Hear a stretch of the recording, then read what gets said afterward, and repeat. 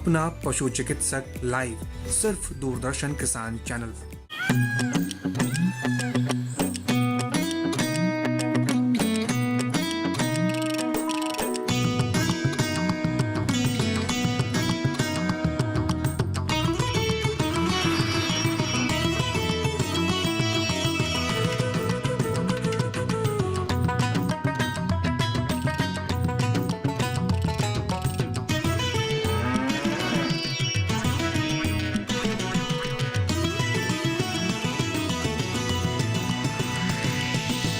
DD किसान, बदलते भारत की शान।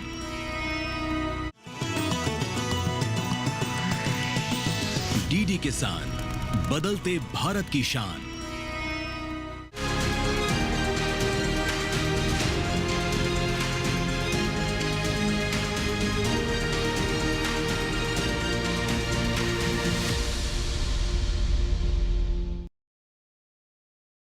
नमस्कार, आप देख रहे हैं दूरदर्शन किसान चैनल। कृषि दर्शन कार्यक्रम में मैं अदिति शर्मा आप सभी का स्वागत करती हूं। हमारे इस कार्यक्रम में खेती किसानी के क्षेत्र में जो भी कुछ हलचलें होती हैं, जो भी कुछ नया बदलाव होता है, उनकी जानकारी हम आप तक पहुंचाने का प्रयास करते हैं। आज की हमारी इस कड़ी में भी ऐसी ही जानकारियां हम आपके लिए लेकर आए हैं। तो फिर आइए आज के अंक की शुरुआत करते हैं। आइए सबसे पहले नजर डालते हैं क्या कुछ खास है सीधा मंत्रालय से। कृषि भवन स्थित डीडी किसान स्टूडियो से हमारे जो वैज्ञानिक हैं वो आपको जानकारियां देते हैं, जिससे आप अपनी खेती किसानी को और बेहतर बना सके और उसमें कुछ बदलाव लाकर अपनी आर्थिक स्थिति को भी मजबूत बना सके। तो क्या कुछ खास है सीधा मंत्रालय से, आइए दिखाते हैं आपको। आप सभी जानते हैं कि धान की कटाई होने के बाद बहुत सारी मात्रा में पराली खेतों में बची रहती है और उस पराली को किसान भाई जला देते हैं, क्योंकि तुरंत उनको गेहूं की बोहनी करनी होती है या अगली फसल की बोहनी करनी होती है। अब ये पराली जलाने से प्रदूषण को नुकसान पहुंचता है, स्वास्थ्य पर बुरा असर पड़ता है और खेतों को भी बहुत सारा नुकसान होता है। इन समस्याओं का समाधान निकालने के लिए भारत सरकार ने एक नई योजना चालू की है, जिसका नाम है फसल अवशेष प्रबंधन योजना। यह योजना 2018-19 से शुरू की है और इसमें एक नई पहल शुरू की है, जिसका नाम है पैडी स्ट्रॉ सप्लाई चेन को स्थापित करना। अब ये पैडी स्ट्रॉ सप्लाई चेन स्थापित करने से क्या फ़ायदे होंगे? एक तो पराली का बेहतर प्रबंधन हो जाएगा और पराली जलाने से हम बच जाएंगे। दूसरा, पर्यावरण की रक्षा हो जाएगी। पराली का उपयोग हम biomass power plants, thermal power plant, को फायरिंग, बायो सीएनजी और बायो इथेनॉल प्लांट्स में कर सकते हैं। पराली के बहुत सारे उपयोग हैं, मैंने कुछ ही आपको बताए। अब यह पराली हम खेतों से एकत्रित करेंगे, इकट्ठी करेंगे, उसके बाद उसके बंडल्स बनाएंगे। बंडल्स बनाने के बाद उसका ट्रांसपोर्टेशन करेंगे और उद्योग समूह तक या इंडस्ट्री तक पहुंचाएंगे, ताकि उसका उपयोग और कामों में किया जा सके। अब इससे हमें फ़ायदा क्या होगा? यह पराली हम एकत्रित करके जब उद्योग समूह को देंगे तो हमें नए आय के स्रोत निर्माण हो जाएंगे, पराली से भी हमें उत्पादन हो जाएगा। इस योजना के तहत हम किसानों को बहुत सारे उपकरण देते हैं, जिसमें जिन मशीनों में एक तो उच्च हॉर्स पावर के ट्रैक्टर्स हैं, उसके बाद है कटर्स है, ट्रेडर्स है, मध्यम और बड़े बेलर्स है, टेली हैंडलर्स है, जिससे ये पराली का जो है एकत्रीकरण किया जा सके, बंडल्स बनाया जा सके और उसको आगे इंडस्ट्री को दिया जा सके। भारत सरकार ने वित्तीय सहायता का प्रावधान केंद्र और राज्य सरकार मिलकर 65% तक का वित्तीय सहायता का प्रावधान किया गया है। मध्यम आकार और बड़े जो बेलर्स हैं उनकी परियोजना का जो है, मध्यम आकार की परियोजना के लिए 1 करोड़ तक का वित्तीय सहायता दिया जा सकता है और बड़े बेलर्स की परियोजना के लिए 1.5 करोड़ रुपए तक का वित्तीय सहायता सीमित होगी। यदि किसान और उद्योग संगठन मिलकर द्विपक्षीय समझौता करते हैं तो किसान प्राइमरी एग्रीगेटर बनकर कम से कम 10% का वित्तीय योगदान वहन करेगा और शेष राशि उद्योग संगठन वहन करेंगे। अगर किसान खुद बिना इंडस्ट्री से जुड़े या द्विपक्षीय समझौता के बगैर अपना उद्योग शुरू करना चाहता है तो वो भी कर सकता है। इस स्थिति में किसान को 35% का जो वित्तीय अनुदान है वो उसको स्वयं को वहन करना होगा।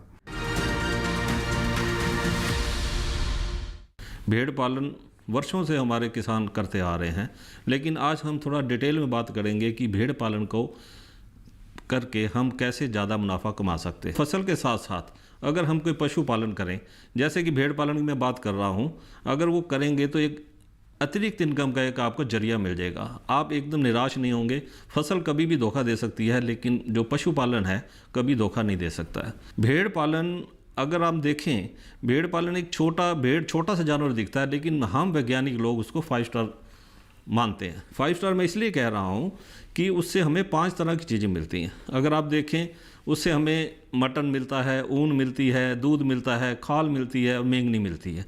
ये 5 स्टार एनिमल है और ये एनिमल जो है हमारा एक एटीएम की तरह भी काम करता है। एटीएम मैं इसलिए कह रहा हूँ कि आपको कभी भी पैसे की आवश्यकता होती है तो उसे आप आराम से बेच सकते हैं। अगर आपके पास ज़मीन है या बड़े एनिमल हैं, उसको बेचना बहुत मुश्किल होता है। और आपके पास कुछ ज़्यादा पैसा आ जाए तो आप अपने उसको बढ़ा भी सकते हैं। भेड़ पालन में इसलिए भी ज़्यादा प्रेफर करते हैं हम लोग, किसानों को ज़्यादा रिकमेंड करते हैं, क्योंकि ये एक ऐसा जानवर है जो बहुत ही विषम परिस्थितियों में, जिसमें चारा कम हो तब भी काम चल जाता है और टेम्परेचर ऊपर नीचे हो तब भी काम। ये एक ऐसा जानवर है जो -20 से 30 डिग्री से लेकर +50 डिग्री तक भी पाला जाता है। नस्ल कौन सी लेनी है, किस तरह के जानवर पालने हैं, मैं नस्ल पे जोर इसलिए दे रहा हूँ। आप किसान भाइयों, आप जानते हैं कि हमारे यहाँ देश में लगभग 7.4 करोड़, लगभग 7.5 करोड़ मान लीजिए भेड़ें हैं और 46 नस्लें हैं हमारे देश में। इस नस्लों में हर नस्ल का अलग अलग काम है। कोई ऊन के लिए है, कोई मीट के लिए है, कोई दूध के लिए है। तो सबसे पहले आपको अपना देखना है कि आप किस चीज़ के लिए पालना चाह रहे हैं। आप खान पान के बारे में कह रहा हूँ, वैसे हम इसको 0 इनपुट कहते हैं, लेकिन अगर आप ज़रा सा उसको खान पान एडिशनल दें, एडिशनल मतलब आप ग्रेजिंग के बाद उसको चारा दे दें, थोड़ा दाना दे दें, तो उनकी प्रोडक्टिविटी आप देखें कि डबल हो जाती।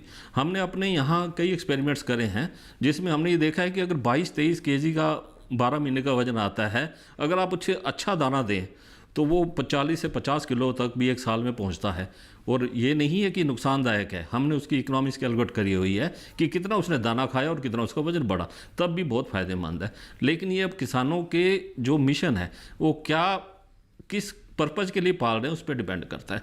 तो अंत में मैं सिर्फ यही कहूँ, निष्कर्ष करूँगा कि आप हमारी जो भेड़ें हैं, भेड़ पालन है या कोई भी पशुपालन है, वैज्ञानिक तरीके से पालें और अच्छा मुनाफा कमाएं और हमारे देश की समृद्धि में अपना योगदान दें। आइए अब नजर डालते हैं सेगमेंट विज्ञान और किसान पर।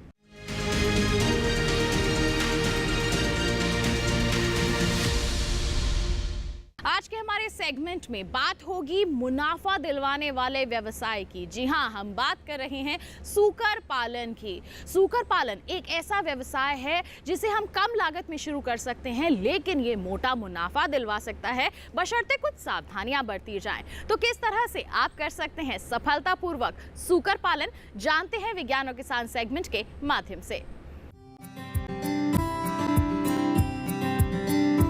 सूकर पालन दूसरे पशुओं की तुलना में कम खर्चीला है।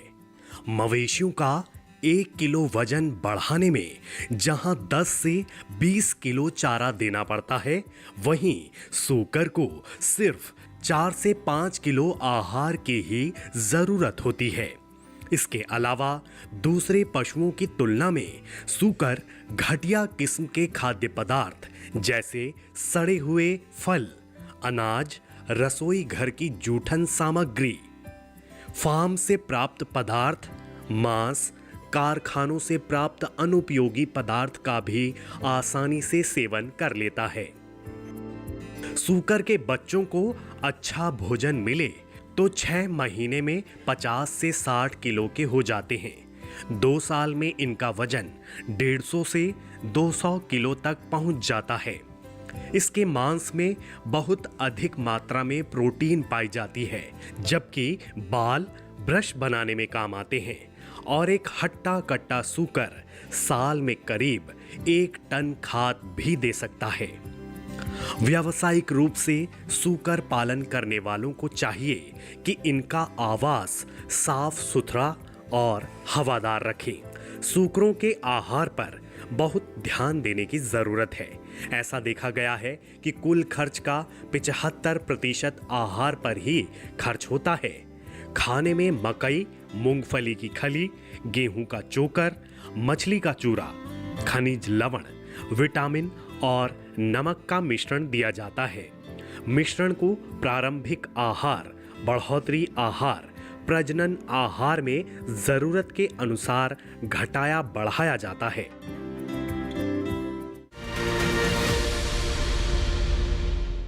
ये था सेगमेंट विज्ञान के साथ। इसी के साथ कार्यक्रम में रुक रहे हैं एक छोटे से ब्रेक के लिए। आपका हिम्मत चाहिए, देखते रहिए कार्यक्रम कृषि दर्शन और बने रहिए दूरदर्शन किसान पर। किसान भाइयों गांठ बांध लो, गांठ बांध लो, बात बहुत है काम की, समृद्धि के पैगाम की। मिट्टी के मिजाज को समझो, मिट्टी के हर राज को समझो, मिट्टी की तुम जांच कराओ, मुफ्त सॉइल हेल्थ कार्ड ले जाओ।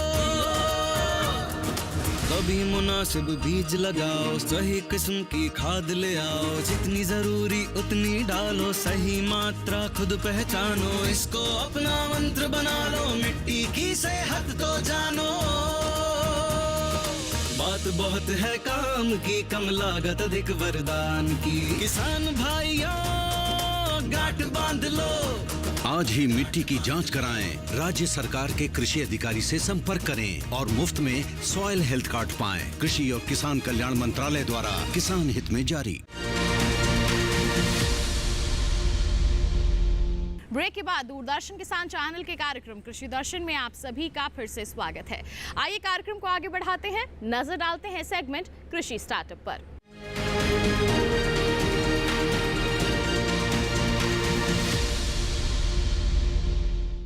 कहते हैं कि अगर किसी चीज को हासिल करने के लिए कड़ी मेहनत की जाए तो एक ना एक दिन कामयाबी आपके कदम जरूर चूमती है। और इसका जीता जागता उदाहरण है हमारे आज के सफल किसान, या फिर कहें कि हमारे सफल शहद उत्पादक विशाल जी। इन्होंने शहद उत्पादन के क्षेत्र में अपने राज्य का नाम रोशन किया है। तो कैसी है इनकी कामयाबी की दास्तान, आइए उस पर एक नजर डालते हैं और रुख करते हैं सेगमेंट कृषि स्टार्टअप का।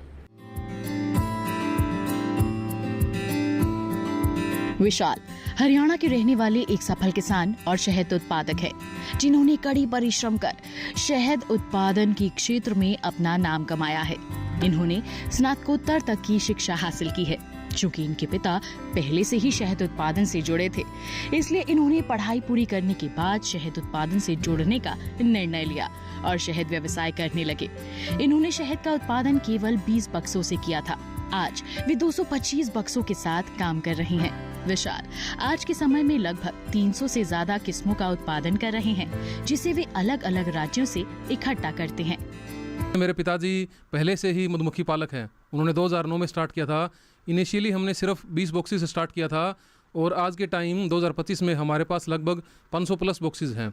तो उस टाइम पे हम जो करते थे पैकिंग, जो बकेट्स में पैकिंग करते थे, बिल्कुल इनिशियल लेवल पे हमारे पास बॉक्सेस होते थे, उनको हम बकेट में पैक करके आगे सेल करते थे और आज हम उसी को आगे बोतलिंग, पैकेजिंग सारी चीज़ें करते हैं। अभी हमारे पास लगभग 30 से ज़्यादा वैरायटी का शहद है, जैसे तुलसी, लीची, अजवाइन, जो कि हम अलग अलग लोकेशन से कलेक्ट करते हैं, जैसे कि हरियाणा, राजस्थान, MP, UP।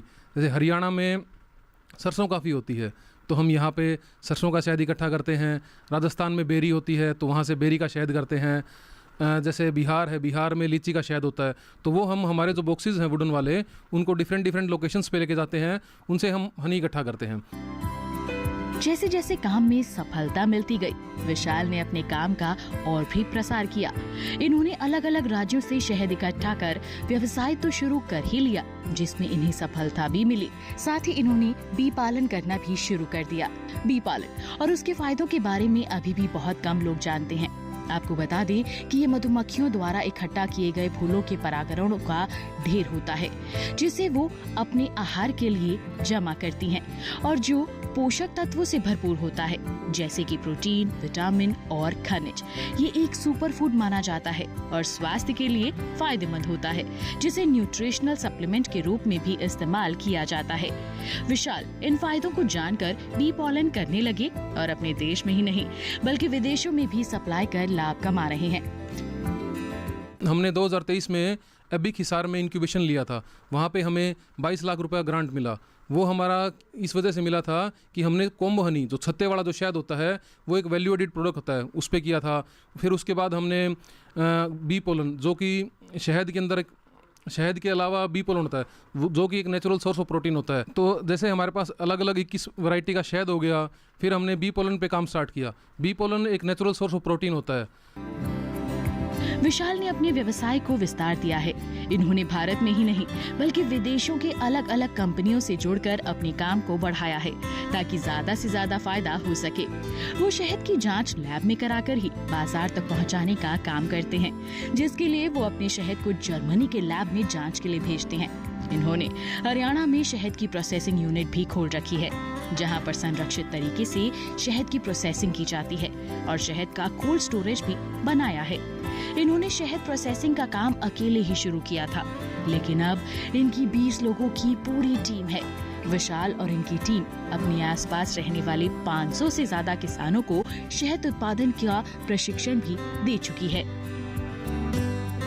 इसको हम अलग अलग जगह पे सप्लाई करते हैं। अभी हम जैसे दुबई वगैरह सप्लाई कर रहे हैं। पैन इंडिया हमने मल्टीपल कंपनी से कोलैबोरेशन किया, जैसे देहात है, ई कार्ट है वगैरह, मतलब मल्टीपल कंपनीज को हम अभी सप्लाई कर रहे हैं। अभी हम शहद को अलग अलग जगह पे सप्लाई कर रहे हैं। हमारा इंडिया के अंदर मल्टीपल कंपनी से आज कोलैबोरेशन है, देहात है, ई कार्ट है, ऐसे कई कंपनीज को हम सप्लाई कर रहे हैं।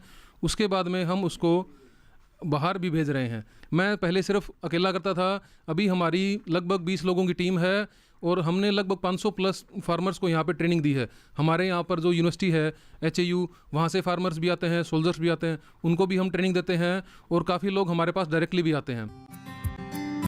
चौधरी चरण सिंह हरियाणा कृषि विश्वविद्यालय हिसार में स्थित एग्री बिजनेस इंक्यूबेशन सेंटर से जुड़कर इन्हें शहद से जुड़ी कई जानकारियां मिली, जिसका फायदा इन्होंने अपने व्यवसाय को आगे लाने में किया। अपने काम में नवाचार लाने और बेहतर करने के लिए अपनी शहद की प्रदर्शनी भी देश में लगने वाले अलग अलग प्रदर्शनियों में लगाते हैं, ताकि लोगों तक इनके शहद की गुणवत्ता मिल सके और उनके व्यवसाय का विस्तार हो और वो लाभान्वित हो सके। विशाल की सफलता में चौधरी चरण सिंह हरियाणा कृषि विश्वविद्यालय हिसार में स्थित एग्री बिजनेस इंक्यूबेशन सेंटर का बहुत बड़ा योगदान है। इस सेंटर को भारत सरकार मंत्रालय कृषि एवं किसान कल्याण मंत्रालय द्वारा सपोर्ट प्राप्त है, जिसका उद्देश्य कृषि संबंध और कृषि बायोटेक क्षेत्रों में नए व्यवसायों या स्टार्टअप्स को विकसित करने के लिए मार्गदर्शन, प्रौद्योगिकी और बुनियादी ढांचा प्रदान करना है। विश्वविद्यालय के विशेषज्ञ किसानों और नए उद्यमियों को तकनीकी सहायता प्रदान करते हैं। इससे जुड़कर विशाल को भी शहद के व्यवसाय में बहुत फायदा हुआ है। तो इस सेंटर की मदद से हम युवा एंटरप्रेन्योर्स को, फार्मर्स को और जो एग्री स्टार्टअप्स हैं उनको हम मेंटरिंग सपोर्ट करवाते हैं। यूनिवर्सिटी के वैज्ञानिक उनको तकनीकी सहायता प्रदान करवाते हैं, साथ ही उनको लैब कार्यशालाएं में भी अपना अनुभव साझा करवाते हैं। यह सेंटर 25 लाख तक की ग्रांट इन एड की फंडिंग तो प्रोवाइड करवाता ही है, साथ ही 45 दिन का प्रशिक्षण भी दिया जाता है, जिसमें पूरे भारतवर्ष से business, industrialist and technical mentors आते हैं। आज मैं विशाल एंटरप्रेन्योर है, जो एक पढ़ा लिखा युवा एंटरप्रेन्योर है, स्टार्टअप है। यह युवा शहद के बिज़नेस में महारत हासिल कर पाया, साथ ही विलेज लेवल एंटरप्रेन्योर भी ये खड़ा कर रहा है। महिला उद्यमी भी इसके यहाँ से ट्रेनिंग लेकर अपना व्यापार शुरू कर रही हैं।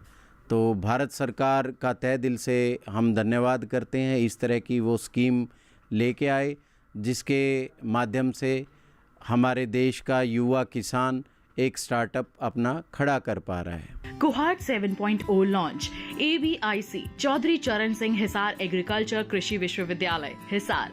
स्टार्टअप्स के लिए 25 लाख तक की फंडिंग। अंतिम तिथि 10 सितंबर 2025। आवेदन करें अभी, यहां आवेदन करें। अधिक जानकारी hau.ac.in 01662225 98136666056। सादर टीम ABIC।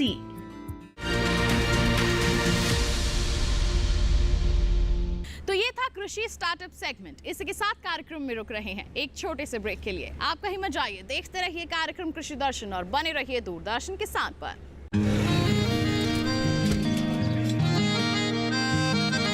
क्या बात है भाई, आजकल तो काफी खुश नजर आ रहे हो। क्यों ना हो, अब मैं ऑर्गेनिक खेती जो कर रहा हूँ ये पूरा प्राकृतिक है, ऑर्गेनिक है। इसमें हमारे खेत, हमारी फसल और हमारी जेब सब फायदे में होते हैं और इसमें लागत भी कम है।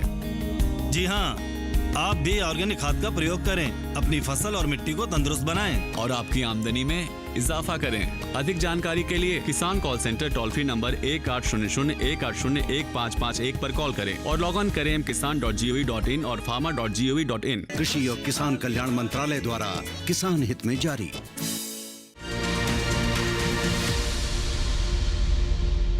ब्रेक के बाद दूरदर्शन किसान चैनल के कार्यक्रम कृषि दर्शन में आप सभी का फिर से स्वागत है।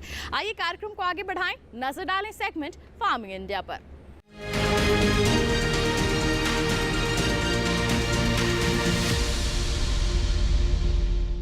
किसान भाइयों बहनों, हम सभी जानते हैं कि प्राकृतिक आपदाओं के चलते फसलों को नुकसान होता है और हमारे किसानों को आर्थिक हानि उठानी पड़ती है। जैसे कि आजकल ही हम तस्वीरों में देख रहे हैं कि बाढ़ के चलते फसलें नष्ट हो रही हैं, हमारे किसान परेशान हो रहे हैं। ऐसे में अगर किसान फसल बीमा योजना से जुड़ जाएं, फसलों का बीमा करवा ले, उन्हें एक सुरक्षा कवच प्रदान कर दें तो इस नुकसान की भरपाई की जा सकती है। तो किस तरह से आप फसल बीमा करवा सकते हैं, आइए आपको जानकारी देते हैं। रुख करते हैं सेगमेंट फार्मिंग इंडिया का।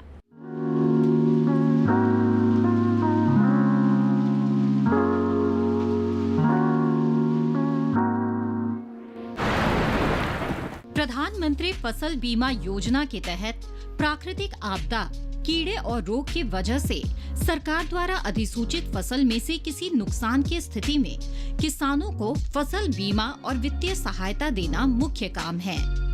इसके अलावा किसानों की खेती में रुचि बनाए रखने के प्रयास एवं उन्हें स्थायी आमदनी उपलब्ध कराना भी इस योजना का उद्देश्य है। कृषि के क्षेत्र में दिनों दिन हो रहे बदलाव और नई आधुनिक पद्धतियों को अपनाने के लिए प्रोत्साहित करना भी इस योजना का एक उद्देश्य है। इस योजना के अंतर्गत प्राकृतिक आपदाओं के कारण खराब हुई फसल के मामले में बीमा प्रीमियम बहुत कम रखा गया है।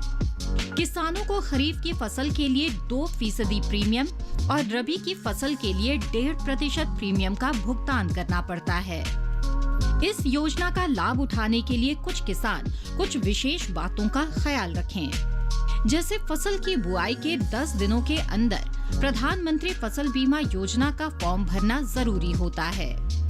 फसल काटने से 14 दिनों के बीच अगर आपकी फसल को प्राकृतिक आपदा के कारण नुकसान होता है, तब भी आप बीमा योजना का लाभ उठा सकते हैं। बीमा की रकम का लाभ तभी मिलेगा जब आपकी फसल किसी प्राकृतिक आपदा की वजह से ही खराब हुई हो। किसान प्रधानमंत्री फसल बीमा योजना के लिए ऑफलाइन और ऑनलाइन दोनों तरीके से फॉर्म भर सकते हैं। अधिक जानकारी के लिए किसान नजदीकी बैंक की शाखा में जाकर फसल बीमा योजना का फॉर्म भर सकते हैं और इस योजना का लाभ उठा सकते हैं। किसानों के हित के लिए केंद्र सरकार द्वारा नित नए नियम और योजनाएं बनाई जा रही है। ऐसे में साल 2016 में प्रधानमंत्री फसल बीमा योजना भी सरकार द्वारा चलाई जाने वाली योजना है, जिससे किसानों की सहूलियत और बेहतर विकास होने में मदद मिल सके। बीते सालों में इस योजना का लाभ उठाकर किसानों ने और भी मजबूती के साथ कृषि में अपना योगदान देकर सफलता हासिल की है।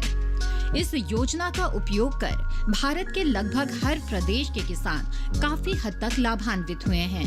साथ ही साथ अपनी आय दुगनी करने में भी इन्हें इस योजना के जरिए मदद मिली है।